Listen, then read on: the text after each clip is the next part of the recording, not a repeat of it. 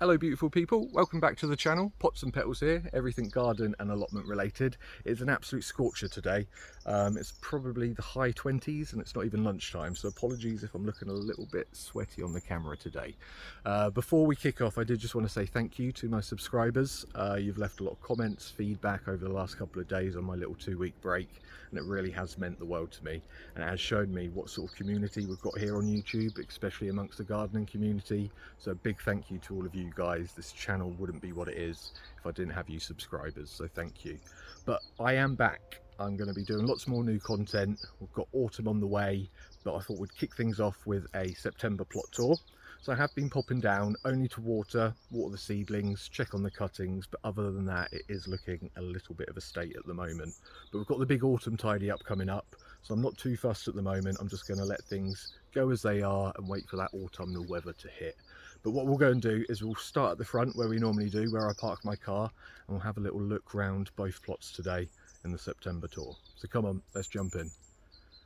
Just look at that beautiful sky. Honestly, it is absolutely boiling today here in the UK. We don't seem to have any decent weather until now, and we're now heading into autumn. But as you can see, it's all looking a bit of a state round here. I need to give this a real good mow. It's where I park my car, so when I'm down here I don't tend to see this area too much. So yeah, nice tidy up round here, give it a good mowing and a strim, and that should look a lot neater. But as you can see, the corn is now starting to go over, but we'll go and have a proper little look at that in a moment. Down in the compost area, you might remember that we've got a wasp nest. Now there doesn't seem to be quite as many flying in and out, so I think the nest is slowly coming to an end, which does happen sort of autumn, winter time, and then the queen will leave and there won't be any wasps left in there. So I'll give it another couple of months before I try and start turning that pile. The last thing I want to do is get attacked by a swarm of wasps, and then I can start to weed this area as well in a little bit more comfort. And then just over here we've got the apple tree with all the marigolds under there, so I'm letting them just go to seed now, and they will self-seed all over the show for next year. We've got about 6 little apples on there. It's its second year, so a few more than last year, but it hasn't done too great, and I can't blame it on getting enough moisture because we've had plenty of rain this year. So maybe just a good feed and give it a mulch over the autumn. The rhubarb has grown huge, so because it's had lots of water, because I've had lots of rain, and then we've had all of this sunshine, it really has started to take off. But I don't pick any of this from July, and I won't pick any until April next year. So that gives the plant plenty of time to rest up and put all of that energy back down into the crown, ready for next year. We'll just make sure that we give it a real good mulch over in the autumn.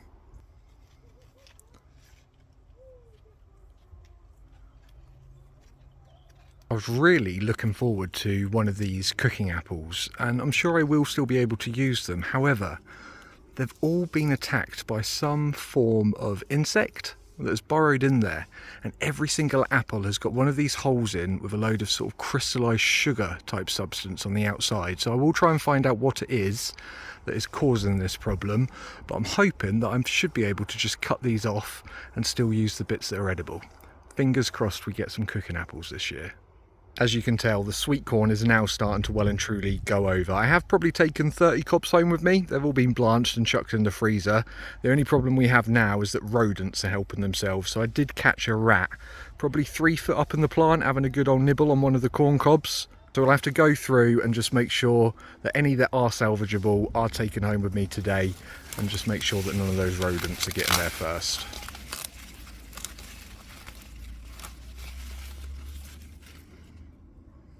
Just across from the sweet corn, we've got the 8-foot sunflowers. Now I'm going to leave these in for as long as possible because one, they're a great source of food and energy for birds, but they're also a great place for insects to hibernate over the winter. So I find a lot of ladybirds actually hibernate within the actual sunflowers themselves. So I will keep them in for as long as possible, and also they'll self-seed like crazy if I do. So unless you like to be really organised and neat on your garden, I would leave your sunflowers in for as long as possible. Just down from the sunflowers, we've got these 3 beds. So if you remember, in here we had the dwarf French beans that done really well, but we're going to give this a really good weed over, and we're going to be planting the onion sets in there later this month. I'm just waiting them to arrive. They should be dispatched towards the end of September, and then I'm thinking garlic and onion in these 2 beds as well. So at the moment in this middle bed we've got some leeks. It was a bit of an experiment just to see how big they would get before the sunlight starts to dwindle away. And they are sort of spring onion size at the moment, so they should get a little bit thicker. And then just down here on the left hand side we've got the beetroot. Loads of growth on the leaves, and they're now starting to swell up a little bit as well. So we should have plenty of beetroot and leek to see us through until next year. Just across the other side from these beds, we've got the sweet corn over there, and then we've got loads of sunflowers. In amongst there, we have got some yellow peppers. Some of them are now starting to turn, but a lot of them are still green. I don't think they've got enough sunlight in there because of the sunflowers, so I do need to think about what I'm doing next year. And then this bed just down here did have the garlic in, which I think was a bad move just because of the shade that that pear tree gave. So I won't be putting any garlic in there again, but I am thinking about maybe just using it as a sunflower bed, just to grow as many different types as possible. But I do need to have a think about what I'm going to do in that area for next spring and summer. Talking of the pear tree, it is still absolutely laden, but they're not quite ready yet. So the best way to find out if a pear is ready, you just cup it in your hand and slightly lift it, and if it comes away easy peasy, then it's definitely ready. Do not try and let your pears ripen on the tree, because that doesn't happen with a pear like it does with an apple. So just go around, test them every now and then, and they should just come off in your hand quite easily, and they're ready to take home. And just under the pear tree we've got the little nature pond down here. It probably does need a little top up of water, but everything is just so wild around there. Now I'm going to leave that until autumn, when I give all the ponds a real good clear out, because autumn is probably the best time to give your ponds a clear out. So I'll show you guys what I get up to when I do that, but for now we will leave it as it is and let the nature enjoy it. Pineberry bed is looking really luscious. I only started off with 6 runners, and as you can tell I've already got way more than that, so they do spread like crazy. And we've even got some flowers, so we might get a second lot of pineberries off these this year, which will be quite nice. And then at the back there we've got the gooseberry, so I want to take quite a few cuttings off that this autumn. And then we've got the little DIY planter with the house leeks, or chickens and hens, whichever you like to call them, and that seems to be coming along quite nicely as well. And these 2 raised beds, on the left hand side we've got what's meant to be carrots, but I think I've got more weeds in there than anything else. So hopefully once we've got those weeds out, we should be able to see some carrots in there. And then on the right hand side, those rather limp looking leaves belong to my beetroot, but they are really starting to bulk up. So hopefully just a little water in that raised bed should get them back to full health. And then at the back there we have got the artichokes. So these are Jerusalem artichokes. They haven't yet flowered, and they've got huge, I think I've got 4, they're not bulbs, they're sort of tubers, and they make these huge plants. So I'm not going to worry about harvesting any of those this year. I want them to multiply and create a little bit of a screen for me just down there. So I'm quite looking forward to them popping into colour, because they're a bright yellow.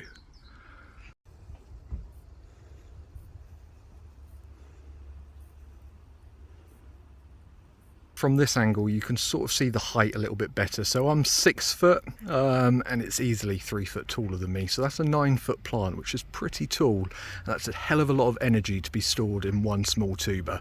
So like I say, we're not going to harvest those, we'll leave them in the ground and they will multiply. And there's already a couple that look like they're ready to burst out, so it shouldn't be too long before we've got some more yellow bobbin heads in the garden. So they're the 2 raised beds that we were just looking at, with the artichokes just there. So we've got 1, 2, 3, 4 beds along here. So at the back here we have got the green manure, which is mainly Phacelia that seems to be popping up. And then we've also got a patty pan in there, but nothing quite fruiting on that just yet. And then in the next bed we have got the parsnips in here, which seem to be doing absolutely great. We don't have to do too much with those, apart from just give them a good water when it is a little bit dry. You don't want to overwater them, because the whole point is you want that tap root to be as long as possible, so you get some really nice big parsnips for the winter time. This little bed down here, we were meant to have carrots. They've either germinated and died in the heat, or they've been nibbled by these slugs in the wet weather. I'm not too sure. And then finally just down here we've got the leeks again. So again, just another little experiment, but you can see them a little bit better compared to the other bed, which was full of weeds. So hopefully some more leeks for this year as well. And then finally, just over there, you can see this bed I haven't really used much this year. You might remember that we let the parsnip go to seed, and it's full of that. So next year we're going to do the asparagus in there, and that'll be a perennial bed, so I don't really have to worry about using it year on year, as the asparagus will stay in there for a good 20 years. but I'll take you through that in April when it's the best time to be planting your asparagus crowns. So these little fluffy plants, which are in the soon-to-be asparagus bed, these are lettuce. So I let the lettuce go to seed because the bees absolutely adore the lettuce flowers, and then they're very much like a dandelion in that they create these little fuzzy seed heads which will be carried off in the wind. So we will have plenty of lettuce seeds to save this year. Hospital corner is looking good. That hydrangea could definitely do with a drink. Same with a lot of these plants. So I'll give them a real good watering in because it has been quite hot over the last week or so. But I'll give you a good update on everything in hospital corner probably some point in the next couple of weeks. About a month ago we were in here and we gave the strawberry cage a real good clear out with all of those runners, but look, they've already started to send out new ones, so I think we need to get back in here again and also remove some of these weeds. I did notice that a few of them have started to flower again, so I'm hoping we'll get another flush of strawberries, same with the pine berries. That's the wood chip side done, so now we will head over to the second half of the plot, which is the grass path, and we've got the fruit cage, we've got the poly house, and also the big nature pond.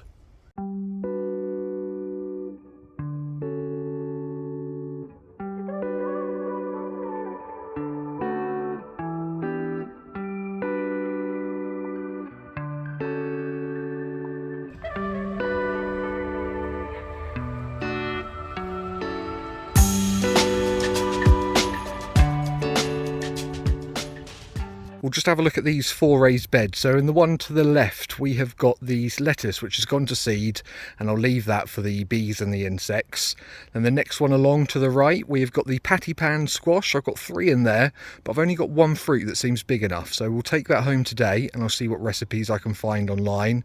And finally, at the end, we've got 2 empty boxes, and they probably won't be used until spring now. I might try some lettuce in there. The problem is it just does get quite shady in these 4 boxes. But they've been topped up with lots of compost and they're ready to go whenever I need them. It's all looking a bit of a mess still around here at the back, so this is going to be the new seating nature area that I'm designing. We've got the compost heap over on the right hand side, which we done a couple of weeks ago, and then over the last couple of weeks I have actually been coming down every now and then and just doing a little bit of digging round this corner so I can actually start seeing where the beds are going to go, where I want the seating to go, and I can just plan it out and design it a little bit better. It is just starting to take a little bit more shape now, and I'm just having a little play around with the different pots that I've got and if I need to buy any more, just to create a little bit more of a nook and cosy feel around that corner. The pond and the sort of nature wildlife area is looking absolutely great. I've left the wildlife area other than cutting down some of the achillea because I don't want them to seed all over the place. I'd rather them put the energy back into the root ball so we end up with some nice big plants again next year. And it's a wildlife area, so I am going to leave it until last minute before I do much tidying up in there because I want all the insects to benefit from hiding amongst all of that debris. It'll create a really nice little habitat in there for some of these insects to hibernate over winter. And then we've got the big pond. So I brought quite a lot of oxygenating weed a few weeks ago, and it does seem to be helping with some of the algae that's growing in there and also some of that pond weed, but that does need a really good clear out, and autumn is probably the best time to do that. There isn't a great time to clear out a pond because you are going to affect some of the wildlife, but autumn is definitely the best time. So in the next week or so we'll run through the best things to do when clearing your pond, and I've got 3 to do, so we'll definitely do that together.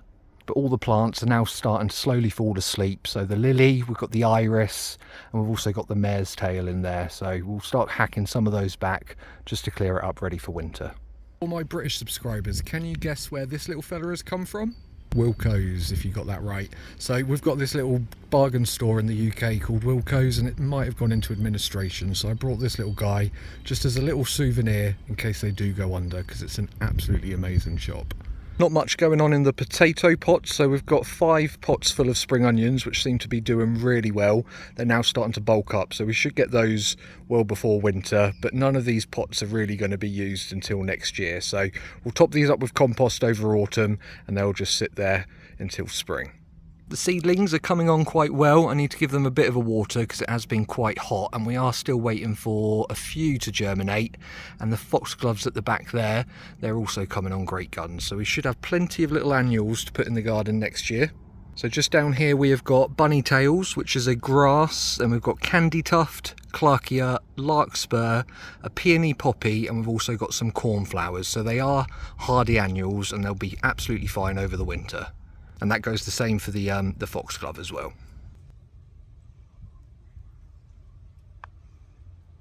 Just look at these flowers. They don't look like they belong in this country. They don't look like they belong in this time. They look prehistoric and so exotic. So these are from the house leeks, chicks and hens, sempervermums, whichever you'd like to call them. So that will die now that it's flowered, but they give off these little pups which will start to spread inside this pot. But the planter itself is looking quite smart. The Louisa, which is the little white flower down there, that's now starting to go over, but that will come back next year. And it is starting to look quite pretty. So it shouldn't be long before this is covered in all of those house leeks.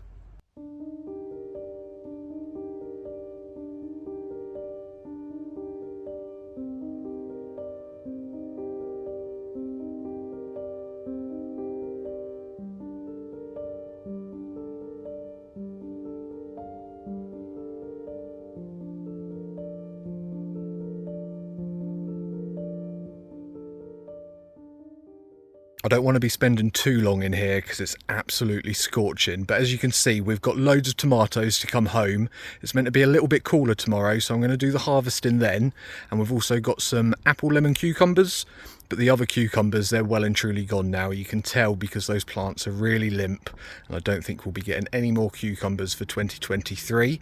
We've got an aubergine to come home, and we've also got some chili peppers. We've got Scotch bonnet, and I'm not too sure what the long yellow ones are, and we've also got the tiny little red ones.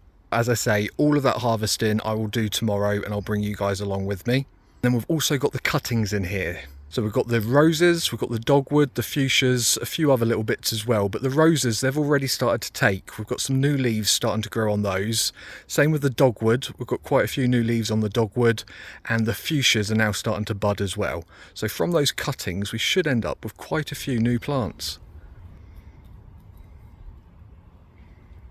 This bed is empty at the moment. We did sow some green manure in, but it doesn't seem to have germinated very well. So we'll get some more of that in, and that will see that over the autumn-winter period. And then we've got the dahlia. Now the colours are starting to fade a little bit from the petals, but as long as I keep on top of deadheading that dahlia, we should get plenty more blooms well into the first frost, so October, November time. So make sure you're deadheading those. And at the back, we have got a couple of the mashed potato or roast potato squash, and I think some of those are ready to come home as well. So we might harvest a couple of them. Just behind the poly house we've got a few more beds, and in here we've got the squash and the climbing beans. Now the beans are starting to go over a little bit, so I'm going to use them just to save seed for next year because they can be quite expensive, and those yellow ones were beautiful, and I don't think I've got any seeds left. So we'll leave them on the plants until the really wet weather comes. You don't want to leave them on then, and then we'll probably just bag them up and dry them over winter. And we've also got quite a few squash in there as well. I haven't had a great year for squash. I normally end up with 20-30 pumpkins and squash, but I'll be lucky if I get 10 this year. We've got Maria di Chogia, some Uchiki curry, some butternut squash, and also some of the roast potato are in here as well. But I just didn't feed them enough over the summer months, so it's my fault and lessons learnt. I don't want to do any tidying up in here until those pumpkins are ready, which will probably be in another month or so. And then we can give all of these beds a clear out all at once in the big autumn tidy up. The old sunflowers are still bobbing along up there, and we've still got some blooms to come, so they should definitely feed plenty of birds over the winter up there.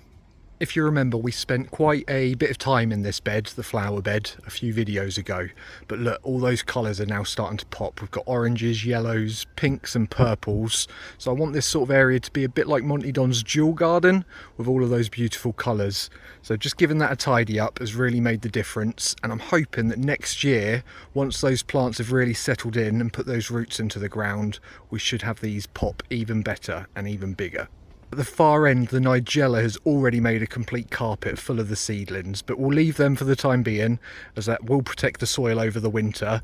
But come springtime, I will be digging those in because I had way too many Love and a Mist or Nigella this year. But yeah, really chuffed with how this is looking now that we're giving it a real good tidy up, and it's now starting to really take some shape. I'm not going to spend too long in the fruit cage because there isn't a huge amount going on at the moment. All I need to do is give it a real good tidy up because the bindweed has well and truly taken over. But we do have some autumn raspberries which are nearly ready, and I do also want to show you one thing, and I must harvest these today.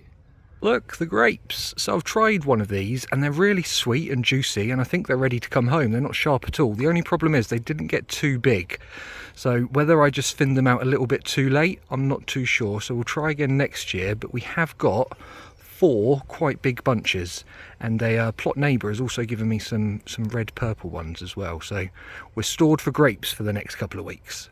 And this is just the view from my entrance onto the grass path. So that's my grass path side with the fruit cage and the poly house. And then over that side, that's where I park my car. And that is the chip side. That is all we've got time for today, folks. It's been an absolute scorcher today. I've really struggled, actually. I'm glad I didn't have to do any digging or actual manual work. But please join me again soon, because we've got a to-do list the length of my arm to get ready for the autumn months and for winter. So join me as I get down the plot and get the plot all nice and ready for autumn and winter. And I've also got quite a few harvests to do as well, so do stay tuned for that. But in the meantime, guys, don't forget to like, subscribe, comment, all of that good stuff, and I'll see you all again very soon. So take care, guys. See you later. Bye bye.